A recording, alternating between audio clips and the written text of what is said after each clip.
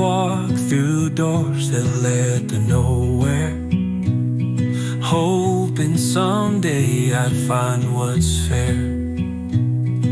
A little place to call my own. Category 9. Negotiations. Question: how do I negotiate for repairs after a home inspection? Naomi, I just got the inspection report for a house I'm considering, and there are some issues. How do I negotiate for repairs with the seller? Good question, Amara. First, focus on the big stuff: safety or structural issues. Things like a faulty roof or electrical problems should take priority over minor cosmetic fixes. That makes sense. But what if the seller doesn't want to do the repairs? In that case, you can request a credit toward your closing costs instead. That way, you can handle the repairs yourself after the sale and ensure they're done to your standards. That sounds like a good alternative. Should I ask for everything on the report to be fixed? Not necessarily. Be reasonable with your requests. Sellers might push back if you demand too much, especially in a competitive market. A shelter made of love, not stone. And now I'm standing at the gate.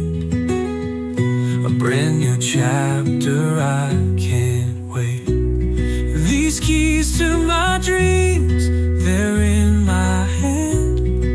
A place to grow, a place to stand. Got it. I don't want to come across as too demanding. Exactly. And don't forget to consult your agent. They'll know how to present your requests in a way that's fair and effective. Thanks, Naomi. I feel much better about tackling this now. You're welcome, Amara. Just stay focused on what's most important, and you'll do great in the negotiations. Every corner whispers my name. This is my home, my claim to fame. The walls may be fresh, the paint brand new, but the stories inside are mine to accrue. Category 9. Negotiations. Question: what should I do if I'm in a bidding war? Naomi, I just found out there's a bidding war on the house I want. What should I do? Oh, bidding wars can be intense. First, consider increasing your offer price, but only if it's within your budget. Don't stretch yourself too thin. That's good advice. What else can I do to stand out?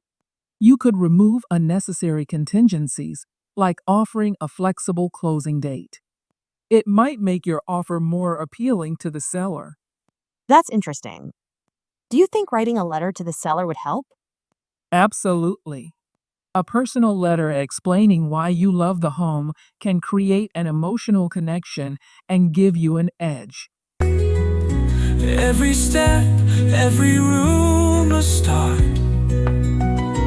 building memories that warm my heart. The journey's been long, the wait is through. Now I can say my dream came true. These keys to my dreams, they're in my hand. A place to grow, a place to stand. Every corner whispers my name. I like that idea. But what if the price keeps going up? Be prepared to walk away if the price exceeds your comfort zone.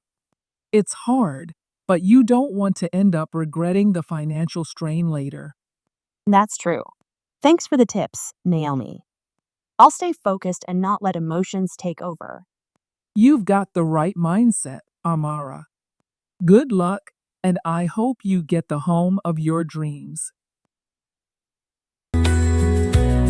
This is my home, my claim to fame. It's more than bricks, it's more than beams. It's where I live my wildest dreams. A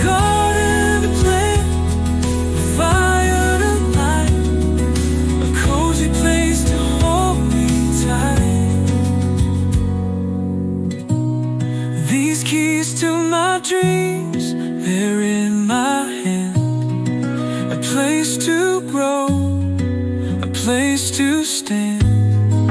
Every corner whispers my name. This is my home, my claim to fame. So here I am, my heart alone. In this house, my love will grow. The keys to my dreams have set me free.